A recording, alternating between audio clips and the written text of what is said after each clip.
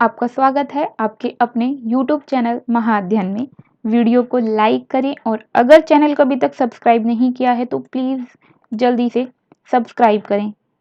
आज हम करने जा रहे हैं हमारी 6ठी से 8वीं की कक्षाओं के लिए वर्कशीट नंबर 77 यानी कि 77 और आज की तारीख है 2 अक्टूबर और आज है महात्मा गांधी जी का जन्मदिन। ये है आज की बहुत ही खास बात और हमारी वर्कशीट भी आज उन्हीं से संबंधित है। तो चलिए आज महात्मा गांधी जी के बारे में कुछ ज़रूरी बातें या कुछ इंटरेस्टिंग बातें जानते हैं। आपने सुना ही होगा महात्मा गांधी का नाम, लेकिन क्या आपको पता है उनका पूरा नाम क्या था? तो महात्मा गांधी जी का पूरा वास्तविक नाम था मोहनदास करमचंद गांधी और इनका जन्म 2 अक्टूबर 1869 को कहाँ पर हुआ था आप जानते हैं? गुजरात के पोरबंदर में हुआ था और इनके पिता का नाम करमचंद गांधी था और माता का नाम पुतलीबाई। आपको पता है पहले ऐसा होता था कि लोग अपने बच्चों के नाम के साथ अपना नाम लगाते थे या ये कहें कि पिता का नाम बच्चों के नाम के साथ या लड़के के नाम के साथ अक्सर जोड़कर लिखा जाता था। तो आपने देखा पिता का नाम करमचंद गांधी और बेटे का नाम मोहनदास करमचंद गांधी, जिनको आज हम महात्मा गांधी के नाम से जानते हैं। गांधी जी वकालत करने के लिए दक्षिण अफ्रीका गए।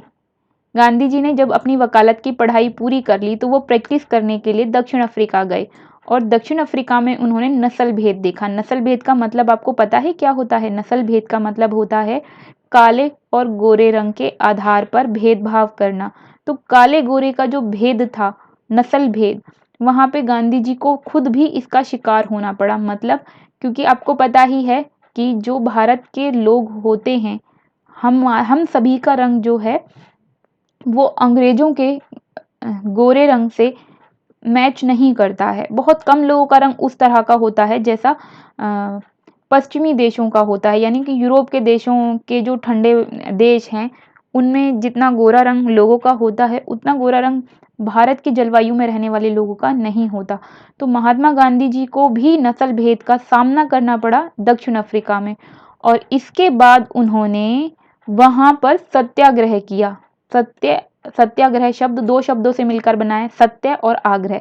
सत्य का मतलब सच, आग्रह का मतलब निवेदन करना, मतलब सत्य के लिए निवेदन करना। और इस तरह से वहाँ पर उन्होंने एक सफल आंदोलन किया और फिर उसके बाद वो 1915 में भारत वापस लौट आए और यहाँ पर आकर उन्होंने लोगों की दुर्दशा यानी कि बुरी स्थिति देखी और उसके बाद उन्होंने ये तय किया कि वे स्वतंत्रता आंदोलन में शामिल हो जाएंगे।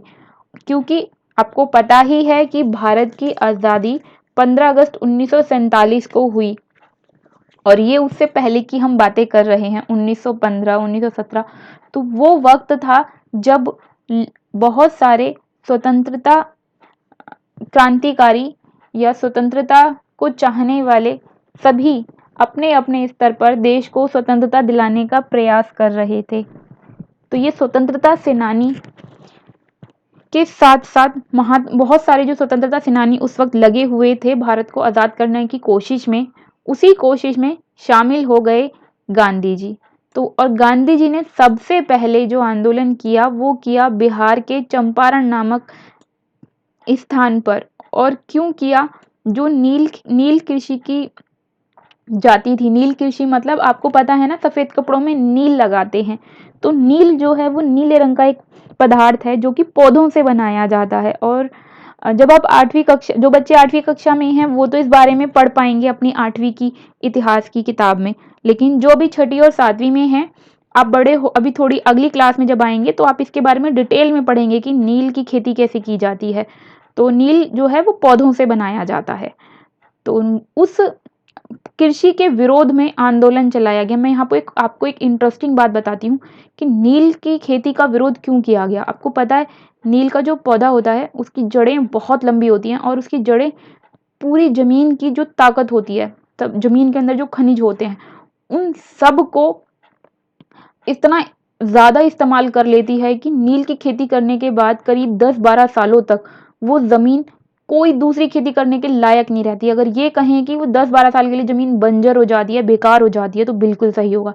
तो जो बिहार के लोग थे, चंपारण जिले के, वो इस खेती को करना नहीं चाहते थे और इस खेती के बदले में बहुत कम पैसा उन्हें मिलता था।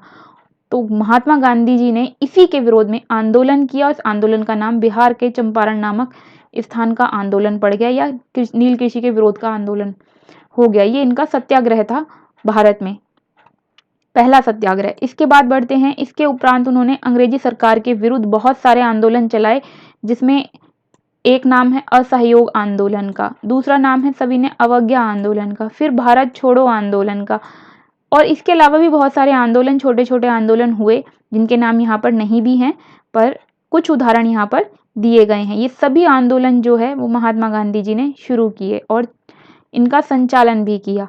महात्मा गांधी की जो खास बातें थी वो ये कि वो सदा सत्य बोलने के और अहिंसा का पालन करने के पक्षधर थे। मतलब सदा सच बोलो, और अहिंसा मतलब किसी के साथ भी हिंसात्मक व्यवहार मत करो।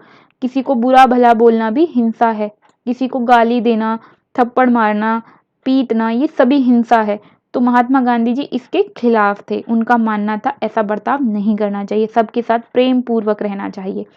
महात्मा गांधी जी के राजनैतिक गुरु का नाम है गोपाल कृष्ण गोखले, और ये बहुत इंपॉर्टेंट जानकारी जो आपको याद रखनी है। और यहाँ पे एक और खास बात बताइए कि महात्मा गांधी जी को सबसे पहले महात्मा किसने कहा, या महात्मा की उपाधि उन्हें किसने दी? तो वो थे सुभाष चंद्र बोस। और सुभाष चंद्र बोस भी एक बड़े क्रांतिकारी थे, जिन्होंने भारत को आजादी दिलाने के लिए सेना का भी निर्माण करने की पूरी कोशिश की, और ऐसा उन्होंने किया भी। तो आपको ये याद रखना है कि महात्मा गांधी जी के राजनीतिक गुरु का नाम गोपाल कृष्ण गोखले, और महात्मा गांधी जी को महात्मा की उपाधि किसने दी? तो सुभाष चंद्र बोस ने। 30 जनवरी 1948 को नाथूराम गोडसे नामक व्यक्ति ने गोली मारकर उनकी हत्या कर दी थी। और गांधी जी के जन्म दिवस के अवसर पर भारत के प्रधानमंत्री श्री नरेंद्र मोदी जी ने वर्ष 2014 में स्वच्छ भारत अभियान की शुरुआत की। मतलब 2014 से एक योजना चलाई गई है जो कि महात्मा गांधी जी के जन्म दिवस पर ही शुरू की गई थी, और इस योजना का नाम है, या इस अभियान का नाम है, स्वच्छ भारत अभियान। आपको याद रखना है स्वच्छ भारत अभियान किसके जन्मदिन पर शुरू किया गया? तो वो शुरू किया गया महात्मा गांधी जी के जन्मदिन पर। तो आज देखा हमने महात्मा गांधी जी के बारे में कितनी बातें जानी।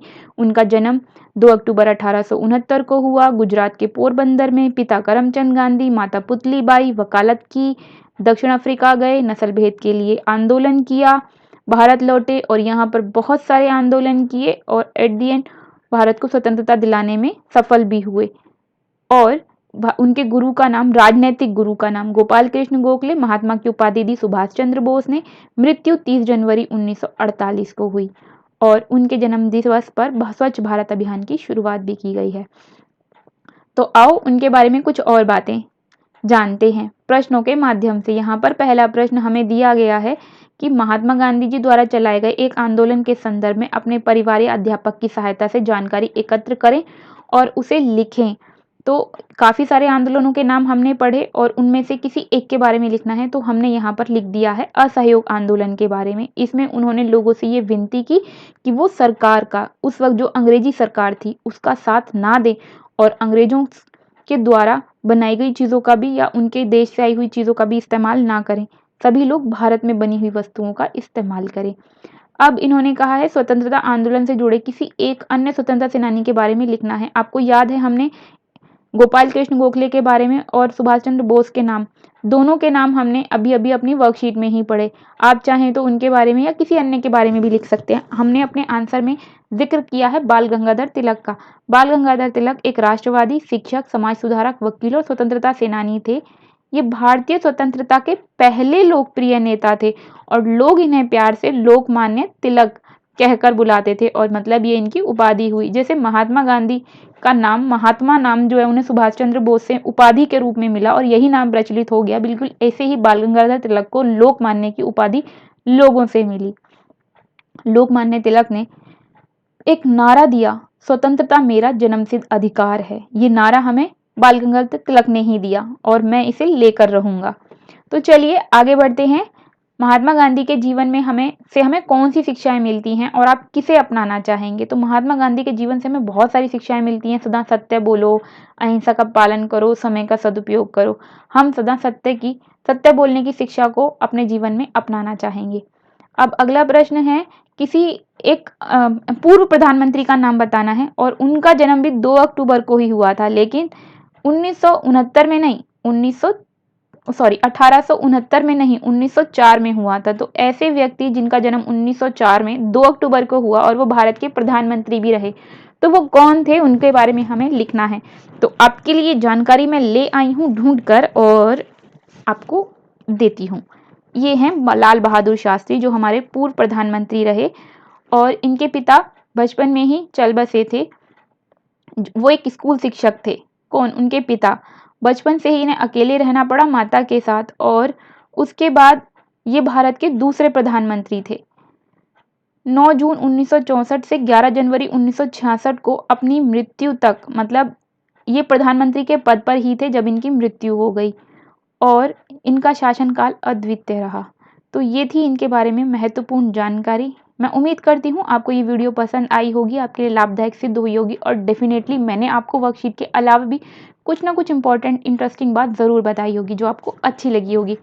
तो वीडियो को लाइक करना बिल्कुल भी ना भूलें और मेरे प्यारे बच्चों, वीडियो बनाने में बहुत मेहनत लगती है और हम ऐसे आपके लिए अच्छी अच्छी वीडियो बनाते रहें, इसके लिए आपका प्रोत्साहन बहुत ज़रूरी है।